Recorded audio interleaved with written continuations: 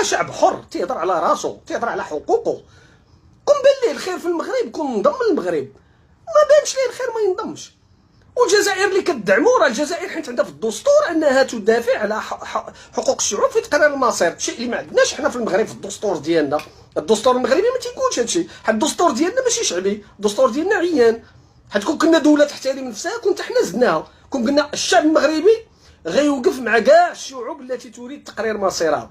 ولكن حنا عيانين، حنا عيانين، ماشي حنا عيانين، الملك داير مرضنا عيانين، ما قادرينش نكتبوها. والجزائر كاتبينها في الدستور ديالهم، كاتبين انهم تيوقفوا مع الشعوب من اجل تقرير المصير. وكانوا واقفين مع جنوب افريقيا، ما تنساوش ان الشعب الجزائري كان واقف مع جنوب افريقيا. فاش كانت جنوب افريقيا عندها الشان وعندها وما كانش الحسن الثاني تيقدر يهضر، الجزائر كانت تهضر.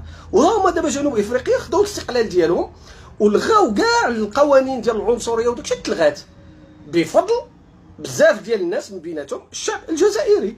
الشعب الجزائري واقف مع الشعب الصحراوي ويخسر عليه الفلوس ويدير، وشكرا للشعب الجزائري لانه كيدير هادشي هذا، لان هذا نوبل منه. كيخسر الفلوس على الشعب الصحراوي باش يوصل لتقرير المصير، يقرر راسو براسو.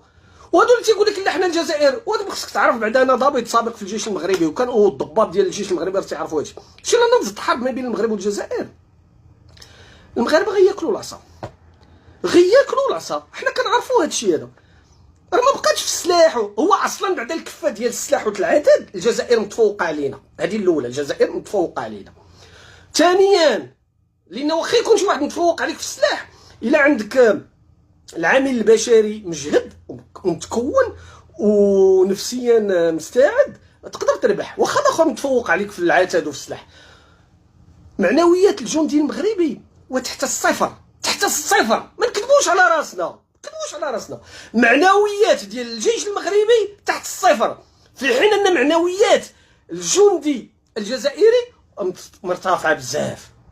انا كنحمد الله انه ما غاديش ندخلوا في حرب، لان الجيوش بيناتهم راه تيعرفوا هذا الشيء وغتحل المشكل، واخا بلا بلا بلا وهادشي اللي تيقولوا. ولكن لا قدر الله الا مشات توقعت شي حرب كونوا متيقنين ان الجيش الجزائري غيطحنا، لان الجندي الجزائري كيتخلص مزيان، واكل مزيان، لابس مزيان، مداوي كلشي.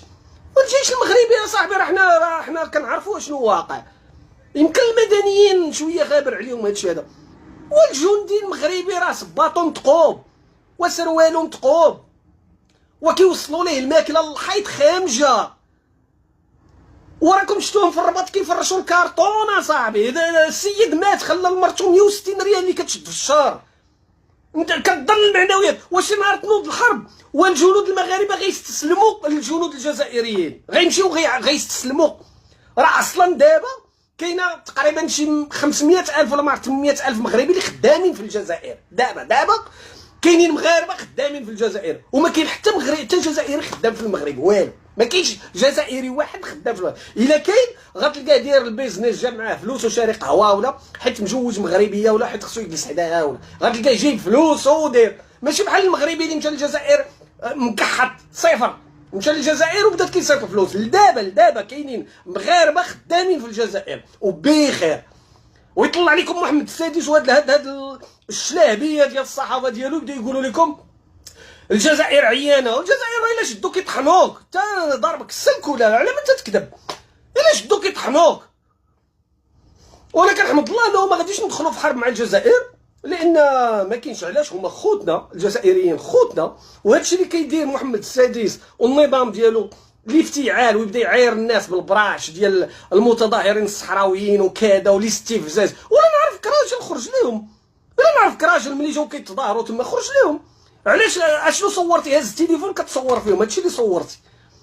الناس دايرين لك مظاهره قدام الحيط ديالك، العساكريه ما مسلحينش وهزين لي زاباري كتصوروا فيهم. صافي هادشي هذا هو اكبر ما قدرتي توصل له.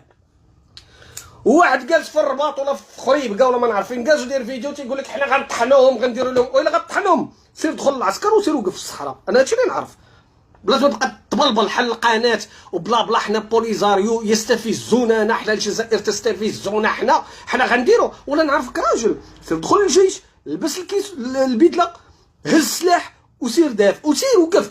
سير جلس غير سيمانه نتايا في الصحراء ونسميك راجل. سير جلس سيمانه في الصحراء، ملي الماء تقدر تشرب البول ديالك. حاشا السامعين، البول ديالك تشربو لان الماء ما كاينش. يعني حتى ملي تبغي تبول غادي ديرو في قرعه، حيت غتقول راه واقيلا من دابا يومين ولا 3 ايام يخصني الماء. سير دير هادشي وعاد اجي دير قناه وبدا تبلبل وبدا تشحن في عباد الله، لان هاد المرتزقه هادو راه هما سبب الهلاك ديال المغرب. هادو اللي كيديروا لكم يوتيوب ويديروا لكم قنوات بين مزدوجتين صحفيه ولو كيبداو يخمقوا عليكم. والنقطه الثالثه هي ان النظام دابا راه وصل صافي. الاحتقان اللي كاين في الشعب المغربي وصل للقمه ديالو، او لا وصل لمستوى عالي لدرجه ان النظام ولا تيبغي غير يلهيكم باش ما كان اف 35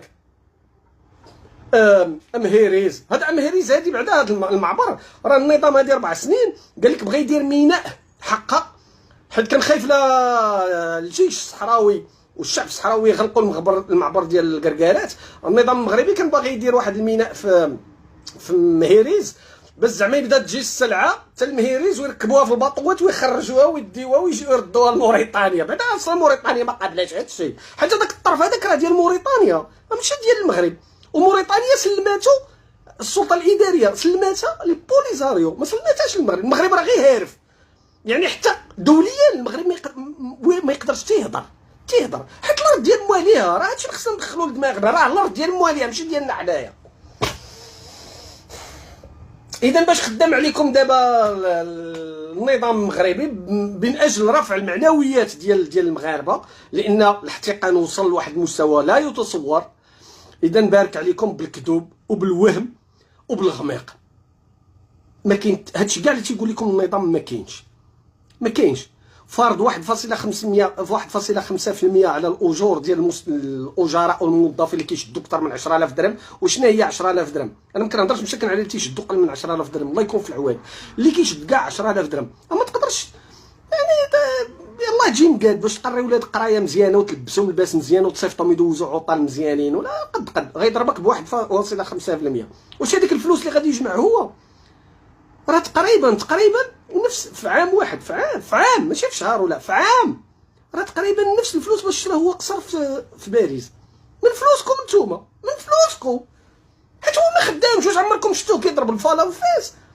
عمركم شفتوه كيفاش كيسد 700 مليون في النهار؟ هو ما عسكري، ما بناي، ما مهندس، ما طبيب، ما والو. اش كيدير؟ شنو مالك راه ماشي خدمه. اش كيدير والو، كيسرق لكم فلوسكم. فليسقط هذا الملك وهذا النظام الديكتاتوري الاجرامي الفاشل الفاسد المفسد الجبان الخائن الذي يرأسه ملك عميل